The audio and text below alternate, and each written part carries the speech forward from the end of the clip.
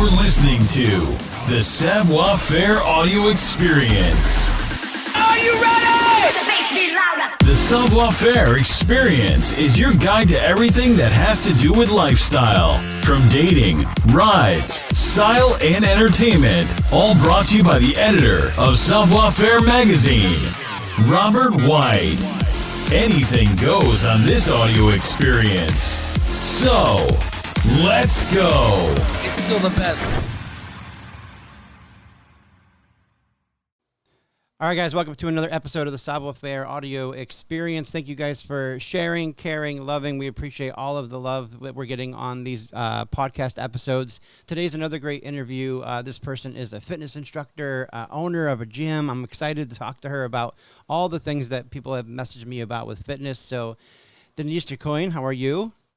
Good. How are you? I'm doing great. Thank you for finding some time to chat with me today. Super excited to learn a little bit more about Core Fit Pro, and then also a little bit about you and kind of what kind of things you have happening in your life that led you to kind of owning this fitness center, which is amazing. So corefitprov.com is the website, guys, if you want to go check it out. You're based in Providence, Rhode Island. Were you born and raised in that area, or is this just a relocation spot? Yes. No, I was born and raised here. Okay. Yeah. Very cool. So I want to ask a handful of different questions, but we're going to dive into learning a little bit more about you, Denise, first. So I always like to ask this fun kind of question for people that are entrepreneurs, because you just never know what you're going to learn. Here's my first question for you. If I had your resume in front of me, what would I learn about you? Ooh, you would learn quite a bit. I was always in fitness, since I was 19 years old, and always active prior to that. But, I spent a lot of time in corporate America while at the same time doing fitness. So I had almost two careers at once, morning and night career in fitness, and then a daytime career in corporate America. So I've done a lot of interacting with people, a lot of managing, a lot of organizing, space planning. Worked for the president of a big company in Boston, and I've done a lot of different things in my life that led me to wanting to open up my own place. Yeah, that's kind of unique. So you had, obviously a love for entrepreneurship clearly, but obviously working in the corporate life, you learn a lot of skills too, that I'm assuming these are things that you probably brought into owning your own business as well. I did. Yes, I really did. I was always a people person and always dealt with people. And I think having that experience, in my life, that I was, I could see I was living the day to day of what it took to manage people, even going to school for it, part-time at nighttime, just honing in on skills of owning my own business, but also just kind of the grind of every day of a high stress, daytime job.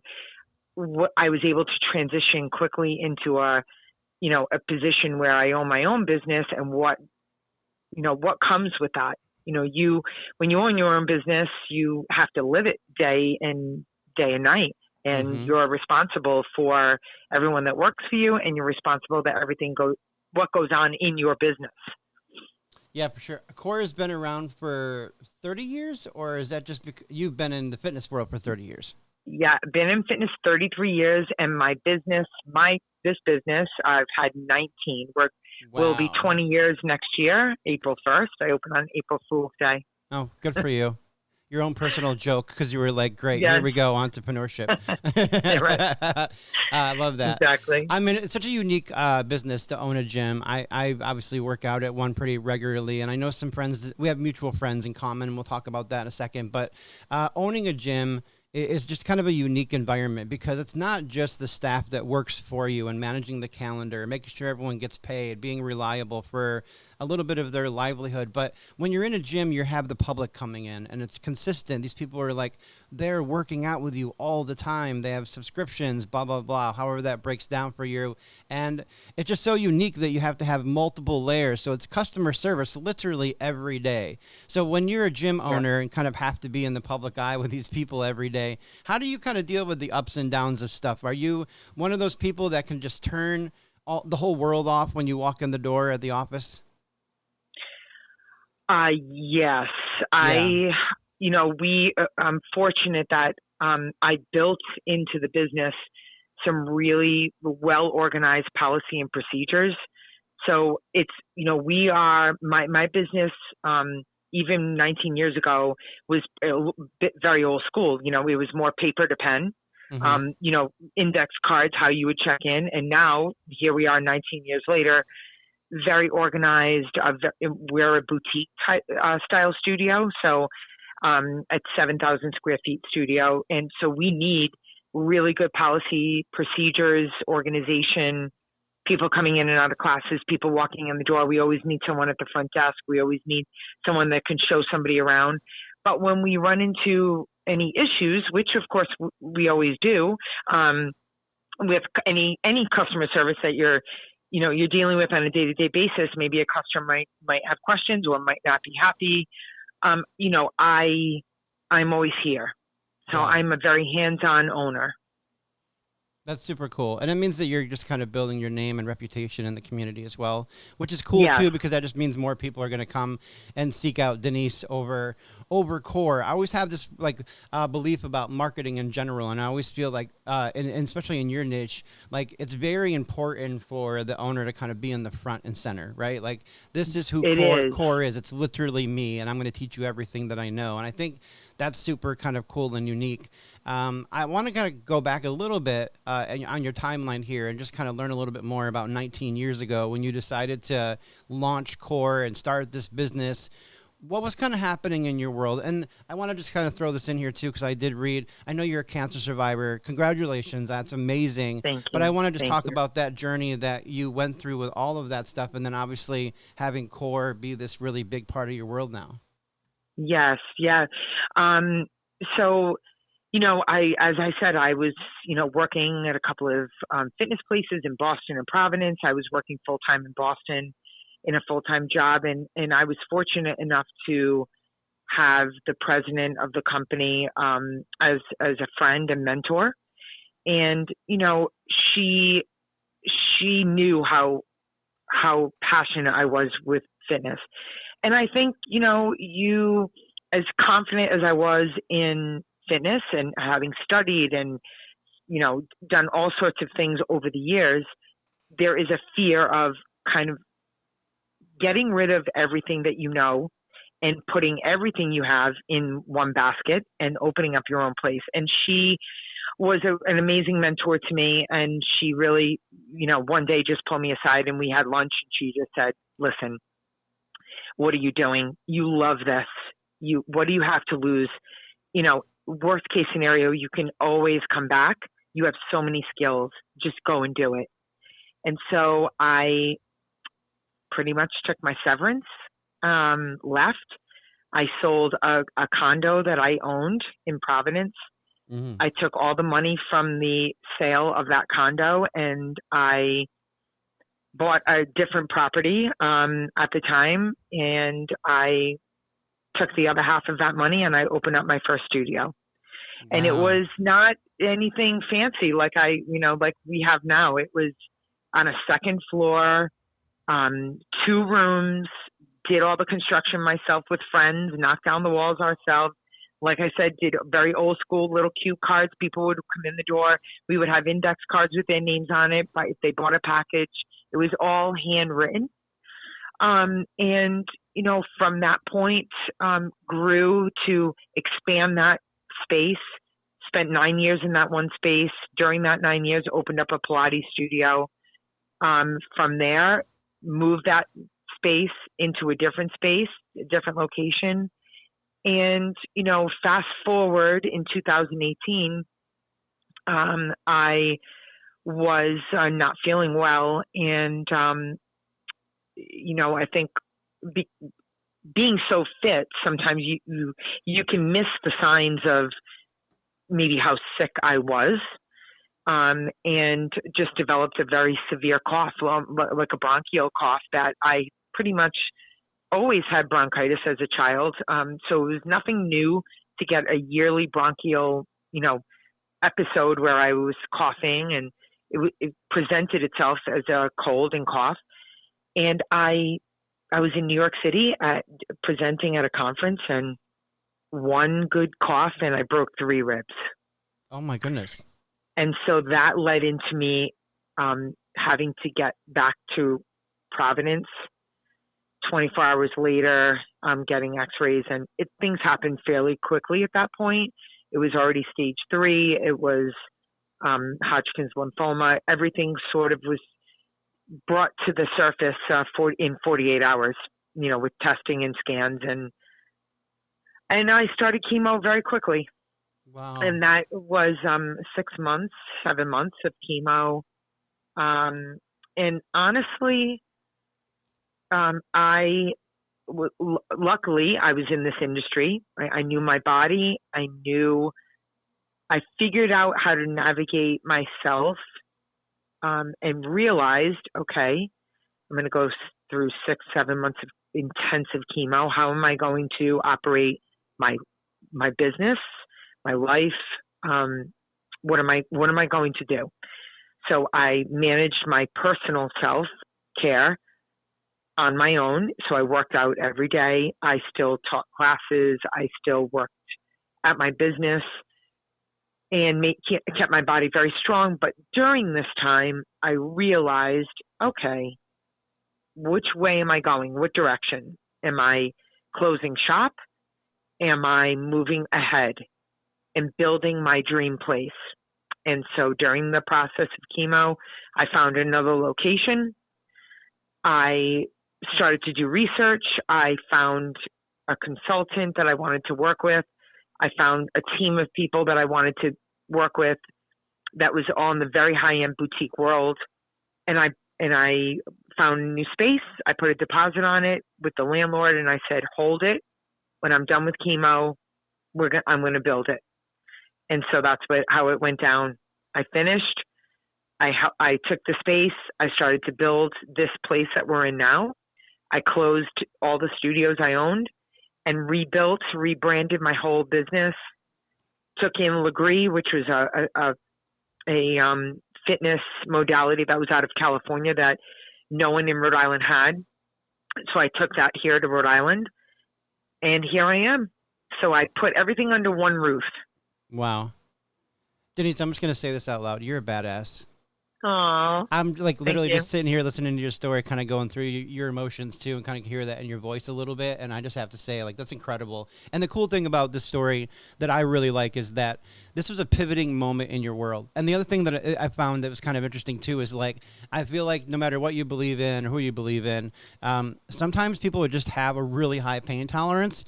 And, like, things have to happen to get your attention, so you'll go to the hospital and get checked out, right? So, like, when you mentioned the cough and the ribs breaking, I was like, that was that moment, because you're just such a, like, you just got into it so much that, like, you needed a real kind of change to make sure you would go get checked. And then after all of this process to kind of pivot and open a bigger place and bring in some new kind of stuff that's kind of unique to your area, I mean, that's just amazing, like, to hear that story. I have a small little story about myself, but I do a little songwriting on the back end. And I have a song called Dancing on the Edge, and that's exactly what it reminded me of when you started talking about this, because it's literally that. It's like, I'm not going to quit no matter what. I don't care about the danger. We're just going to get it. And it's just very unique to kind of hear your story through that perspective, which is cool. So I know Sebastian Lagree, which is awesome. So I've interviewed him before on the podcast. We've done some other business together, which is kind of cool. So I definitely know about the brand. I know the team over there.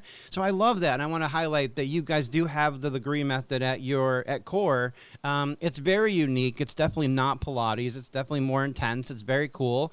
But talk to me about the training part of that and bringing Lagree into the gym. Oh my goodness. It's been so amazing. So, it's interesting. I'm in Rhode Island, we're a small state. So a lot of people did not know what is this Lagree? Is it Pilates? No, it's not Pilates. I owned a Pilates studio for many years, 10 years, and I closed it. So when I closed that studio, I heard a lot of stuff about why is she closing this Pilates studio? And I had such a belief in Lagree, and I had experienced it myself in California a few times. And I reached out to Sebastian and I said, talk to me. I'm interested. I want this. I love it. I love the way it makes me feel. I love the entire workout. It's low impact, high intensity. So we got together and we brought it to Rhode Island, and it's been so wonderful to showcase Lagree in Rhode Island. And we've had these amazing machines for 6 years. And I recently, on July 4th weekend, had pre-ordered the Mega Pros, the brand new machines that he has developed. So we bought 12 new machines, and we had them delivered on the 4th of July weekend. And I am now a master trainer for the Lagree Method, where I can train anybody in the world to get certified in Lagree. So that's been a game changer for me personally as well, that I can certify people in this method, teach them what the real method is. We have lots of different methods that are similar to Lagree, but they're not the Lagree method, right? So there's a lot of knockoffs that happen, all over the world. And so we take pride in how much training we went through, how we really feel strongly about the method and what it does for your body, and for every age and every fitness level. There's so much you can modify. There's so much good that comes out of this workout. I think for me, having done so many workouts in my life, I love working out in this method for my body. Yeah. No, I love it. I want to highlight some of the other things you guys have at Core real quick. I'm on the website looking at everything. So there's indoor cycling, there's boxing, there's personal training, obviously, which is cool. You have the Lagree there, which is awesome. But I also wanted to highlight some health and wellness stuff that you guys have. So not only are you just a center, but you have some really unique things. And we just talked about your cancer story, but you do cancer exercise training. Which is really obviously niche. I love this part of your story. I mean, for all the right reasons. I love that you just kind of dove into this so hard, that you educated yourself about all this stuff, and now you have this opportunity to work with other people that were going through that same battle and be able to kind of touch them a little bit with your story and just let them know that they're going to make it through. So this cancer exercise training, can you talk to me a little bit about the differences between that and the normal training? Is it just a little bit less intense? Is there is it scaled based on people's condition? Yeah. So after going through all this, I really felt strong. I do a lot of philanthropy through my business, and I've been heavily involved with Rhode Island Hospital and the Rhode Island Cancer Institute.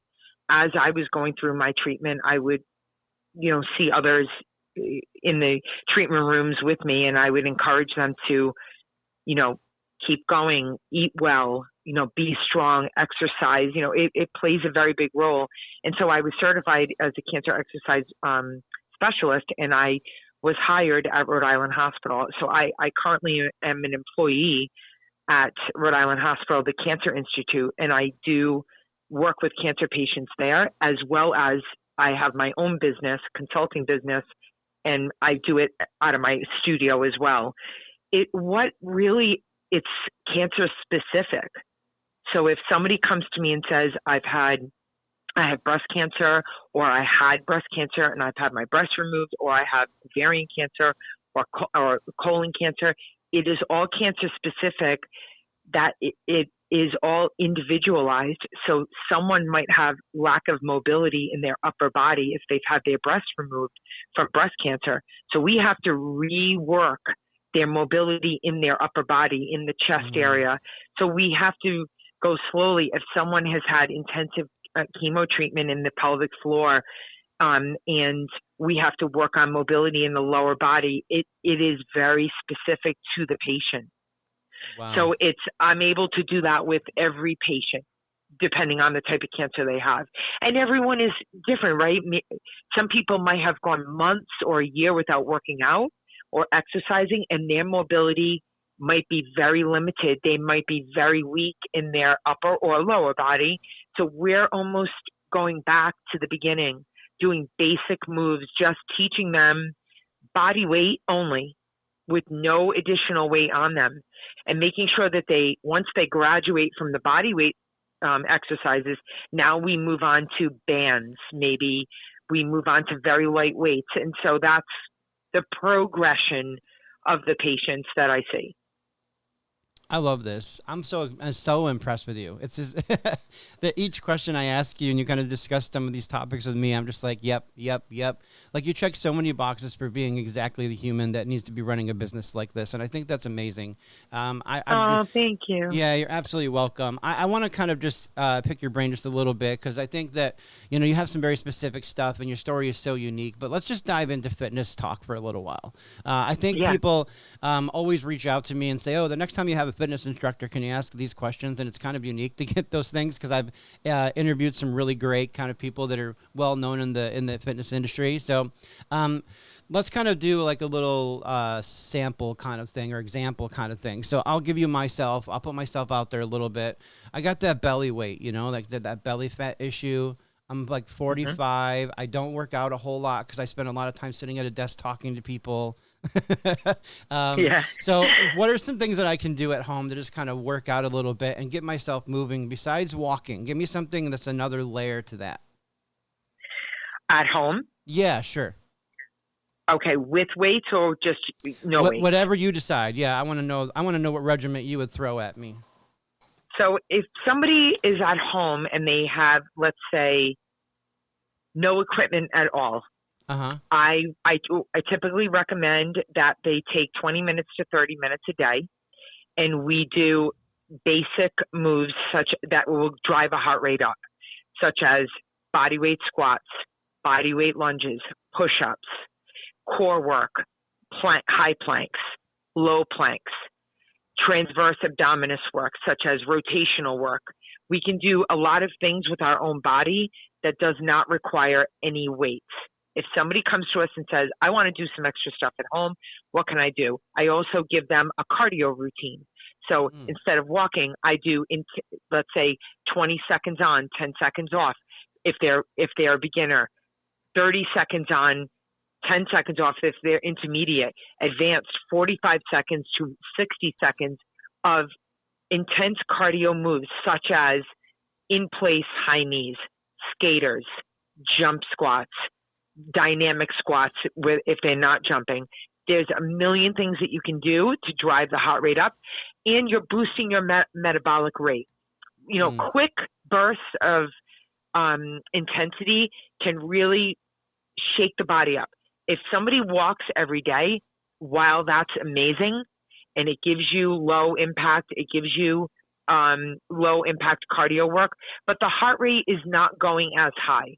And when someone does the same thing over and over, let's say they walk 5-6 days a week, and they come and they say, geez, I can't lose this weight. I can't, my stomach, they need to make a change. So if they can 2 days a week incorporate this type of a thing, 20 to 30 minutes of this, they'll see changes.